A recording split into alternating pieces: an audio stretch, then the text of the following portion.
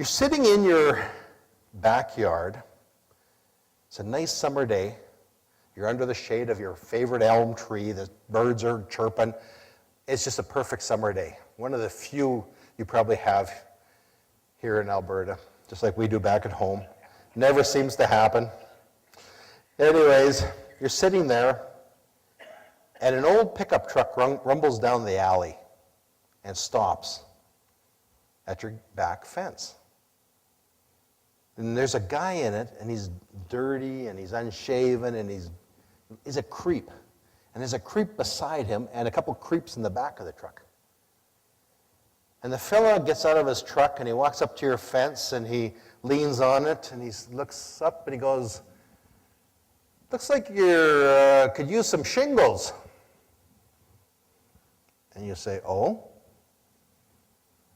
Have you had problems with water leaking in your roof?" "No." "Well, you're gonna. I'll tell you right now, those shingles are curling, they're gonna let the water in, and you're gonna have a big mess. I can replace those shingles for you at a really good price. The boys and me are in the neighborhood doing home improvement work. We're down the street at your neighbor's there. We could do this in a day." "Oh, how much?" Let's say it needs about 15 square, $10,000. "Well, that's a lot of money." "Well, that's a good deal. We're not going to be here for very long. A couple days, we're gone." "Okay, go for it." You can get your house shingled probably for about $4,000. This happened in Saskatoon. Again, I'm sitting at my desk. I get a phone call from a manager of a credit union in Saskatoon. She says, "Brian, I've got a gentleman here, Mr. Johnson. He's 97, lives by himself. He comes in here twice, 3 times a week, and he takes out $5,000, $6,000 at a time. And he's with some real grubby-looking guy. And he turns around and gives the money to this character. I think he's being taken advantage of." So I said, "Okay, I'll go look at it." I went to this fellow's house. Now, I don't know, I guess every community would have an area where, there were homes built during the war or after the war where seniors are still living in their homes. And these guys pick on those areas. They focus on those areas because they know there's probably 80, 90-year-old people living in these homes, maybe by themselves, widows or widowers. And they drive up and down the alleys and look for you in your backyard. And then they come up with something like shingles. That's what happened. This fella, Mr. Johnson, is living by himself, 97 years old. I knock on his door. He comes to the door, and he's about this tall, and he is just vacant. His eyes, there's no life. He looked right through me. He wasn't even looking at me. He was looking at my chest. He looked right through me. And I said to him, "Bud Johnson?" No answer, nothing. I showed him my police badge. I said, "I'm Sergeant Trainor, I'm with the city police. Did you have some housework done?" And he turned and he walked away from the door and left me standing there. So I thought, okay. I opened the door and I walked in. Wow. He went to a chair in the corner of his living room. The living room had newspapers, magazines, and mail piled up this high, all across with a path to his chair. None of this was opened or even read. And then he had a kind of a pass-through between his kitchen and his dining room, and on the shelf were 3 breakfasts and a couple of lunches. Right away I thought Alzheimer's, because that's very typical of people who are into 3rd stage of Alzheimer's. They forgot they haven't eaten. So they make a new one, and then they forget to eat that. So I recognized that. I thought, uh-oh, I know what I'm dealing with here. "Do you have any family?" Again, vacant.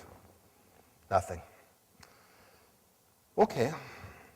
I said, "What kind of housework did you get done?" I guess something must have registered, because he got up and he walked by me and he started going upstairs. This was one of those wartime homes with a steep roof with the dormers, open ceiling, kind of peak ceiling. And as I'm going up the stairs, I'm looking up at the plaster and lath, and he's got steel spikes sticking through his roof, his ceiling, every foot or so. Just thousands of these spikes. They reshingled his house. using 10-inch spikes. And they drove him right through the shingles, right through the plaster and lath into his house. The upstairs was ruined because of water from rain. And then when we went downstairs, he produced a bunch of bills for me. Fixed the fence, $4,600. Went out and looked at the fence. The paint was peeling off. Pickets were missing. They did nothing. Next one. Sprayed a special compound on the basement floor to stop the concrete from shaling. So I went down the basement and looked, still shaling. I said to him, "What did they spray?" And he pointed to the water outlet for his washing machine. They hooked the garden hose up and sprayed water on the floor is what they did. Charged him $2,300. In total, they took him for $30,000 in 4 days until this manager phoned me. I ended up arresting 4 of those guys and charged them. They went to jail. It was a real nightmare to find family, though. I looked at his mail, and I saw there was some mail from a United Church that was a few blocks away. So I phoned the church pastor, and I said, "You know Mr. Bud Johnson?" And they said, "Yes, he's a member of our church." "Does he have family?" "Yes, he's got a daughter who's a missionary in Bahrain." "Do you have a contact number for her?" "No, but she's friends with so-and-so who's friends with so, Eventually, I got a phone number for her. And I phoned her in Bahrain. "Get home." I said, "Your dad has Alzheimer's, and this is what's happened." About 4 days later, she flew in. And she took over, took care of Dad. Dad died about 6 months later of cancer.